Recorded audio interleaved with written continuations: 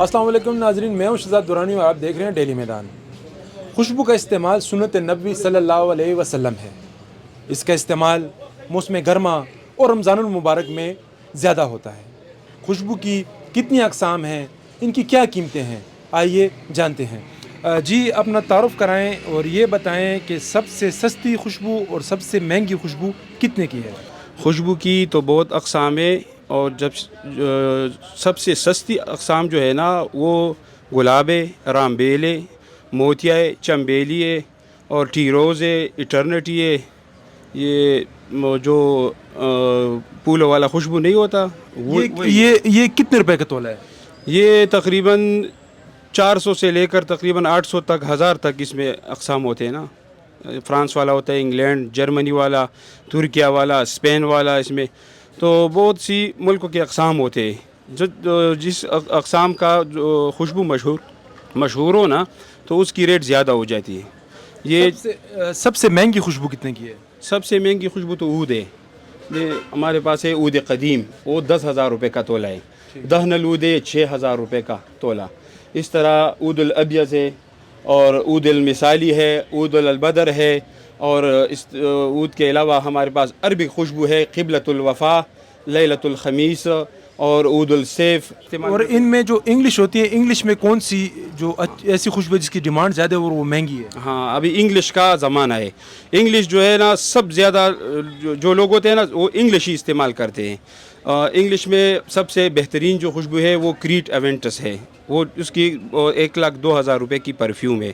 پھر اس کے علاوہ ہمارے پاس ہے کول مون ہے، اور ایک نیا ہمارے پاس ہے، خاص کر ہمارے دکان میں ملتا ہے، یہ آپ کو کسی جگہ پہ نہیں ملے گا۔ ہمارے پاس ہے جانان ایس پی ٹی کے نام سے ہے، زبردست خوشبو ہے، لاسٹنگ بھی اس کی اچھی ہے۔ بوم شیل ہے ہمارے پاس، ڈیوڈ ہے، زرار ہے۔ یہ کریٹ ایونٹس جو ہے ہمارے پاس ہے 3,000 روپے کا تولہ، اور جو جانان ایس پی ٹی ہے وہ 2,000 روپے کا تولہ ہے۔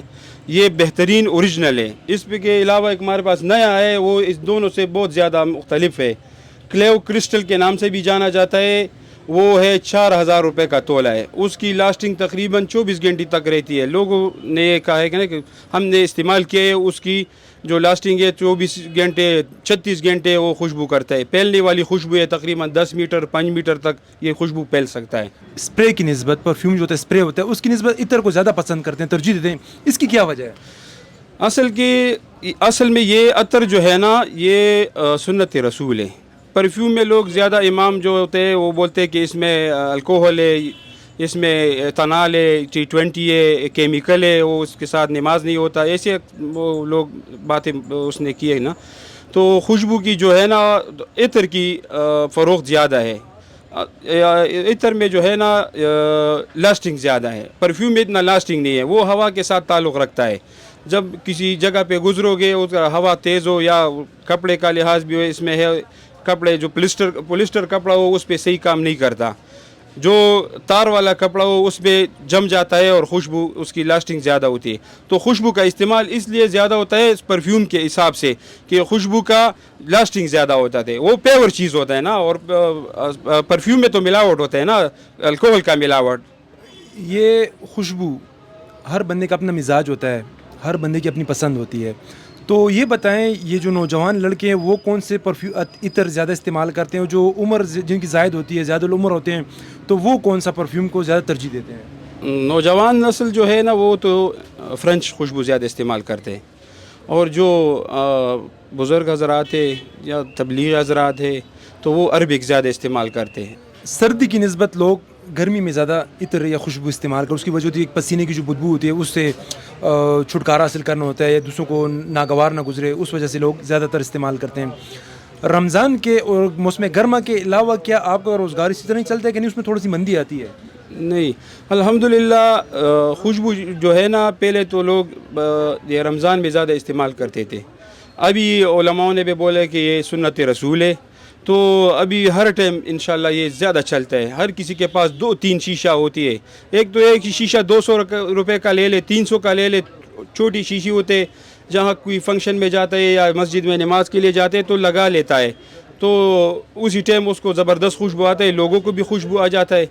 تو یہ جو ہے نا زبردست چیز ہے خوشبو، اور رمضان میں بھی زیادہ بکتا ہے, رمضان کے علاوہ گرمی میں بھی تو بہت زیادہ اور پھر سردی میں جو ہے نا وہ اس میں بھی بہت زیادہ استعمال ہوتے ہیں. اصل کہ سردی میں علیحدہ خوشبو ہوتی ہے اور گرمی کا علیحدہ خوشبو ہوتی ہے, تو اس وجہ سے یہ دونوں استعمال ہوتی ہے. جس طرح کہ آپ نے کہا کہ سردی کی خوشبو الگ ہوتی ہے, گرمی کی الگ ہوتی ہے, اسی طرح ہی میل اور فیمیل بھی خوشبو میں ہوتی ہے. تو یہ جتنے آپ نے نام بتائے یہ میل خوشبوئیں تھیں کہ اس میں فیمیل بھی ہیں, اور اگر فیمیل ہیں تو وہ کتنے روپے کے تولہ ہیں اور وہ کون کون سی برانڈ ہیں؟ فیمیل خوشبو ہمارے پاس موجود ہے, زویا ہے, اور یہ غزل ہے, سلطان ہے, 9 فلاور ہے جو 9 خوشبو کے ساتھ ملا ہے, اصیل ہے, یہ باب فہد ہے, یہ صفا مروہ ہے, ترکی گلاب ہے, یہ لیڈیز کا خوشبو ہے. یہ تو آپ نے تو خوشبوؤں کے نام بتائے, آپ نے کہ عربک ہے, فرینچ ہے, تو یہ جو عربک ہے وہ کہاں سے آتی ہیں, جو فرینچ ہیں, جو انگلش ہیں, وہ کن ممالک سے آتی ہیں؟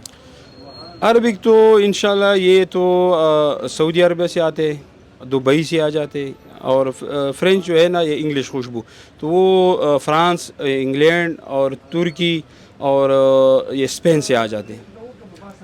کچھ عرصہ قبل تک جرمنی کی خوشبو وہ ٹاپ پہ ہوتی تھیں, جرمن جیسے میری ہو گئی یا پولو ہو گئی, اس قسم کی ٹریکر ہوتی تھی یہ.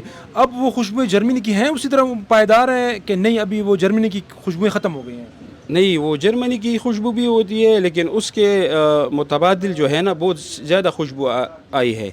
تقریباً میں آپ کو ایسا کہوں کہ مہینے میں تقریباً 10-15 آئٹم نئے آتے ہیں. کمپنی زیادہ کھولی ہے لوگوں نے, ادھر پشاور میں بھی ہے اور ادھر جو کراچی میں ایک کمپنی کھولی ہے, تو وہ جو آپ ایک ٹیسٹر دے دو کہ یہ ہمیں بنا دو, یہ بڑے شاپ والے جو ہوتے ہیں نا وہ بولتے ہیں کہ یہ خوشبو ہمیں چاہیے, تو ادھر وہ اسمیل کر کے وہ تقریباً 70 یا 80 قسم خوشبو ملا کے ایک خوشبو بن جاتی ہے اس سے.